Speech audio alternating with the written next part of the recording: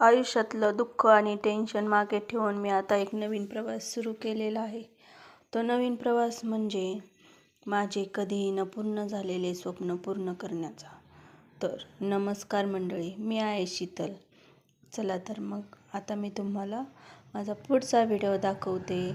तर इथं आज शनिवार होता, त्यामुळे यांना उपवास होता. तर मी साबुदाणा भिजत घालत होते. तुम्हाला पण दाखवते कशा पद्धतीने भिजू घालायचं, म्हणजे छान अशी मोकळी सुटसुटीत खिचडी होती. तर आता मी अगोदर हे धुवून घेणार आहे, त्यातलं पाणी काढून घेणार आहे. या कपातच ओतून घेते, काही भांडं नव्हतं घेतलं मी. तर हे आपल्याला ना साबुदाणा पूर्ण असा पाण्यामध्ये भिजला पाहिजे. त्यानंतर त्यातलं पाणी ओतून घ्यायचं आणि थोडंसं पाणी ठेवायचं आणि 2-3 तास जरी भिजू दिलं तुम्ही तरी पण छान मोकळी सुटसुटीत खिचडी होते. तर आमचे हे 2 राजकुमार जे आहेत ते गावात गेले होते मारुतीच्या मंदिरात आणि तिथं खिचडीचा प्रसाद भेटला होता. तर इकडे लगेच मोठ्या मुलाने मोबाईल घेतला का लहान्याला लगेच मोबाईल लागणारच.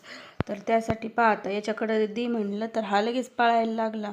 म्हणलं दोघं बसा, नाही तर मोबाईलच द्या. आणि चपाती झाल्यानंतर या दोघांना 4 चपाती दिली. तर एक म्हणला मला नको, दुसरा खायला लागला, तर लगे म्हणला मला दे. आणि इथं रात्रीचा भात होता शिल्लक, बिना हळद टाकून केलेला. ते तव्यावर तेल टाकलं मी आणि हातातच मोबाईल धरला होता, त्याच्यामुळं काही व्यवस्थित व्हिडिओ आला नाही. आता दाखवते. घेतलं मग छान असा परतून. आणि काही म्हणा, रात्रीचा शिल्लक राहिलेला भात सकाळी खायला जी मजा येते ना, ते ताजा भात खायला पण येत नाही. मला तर लईच आवडतो.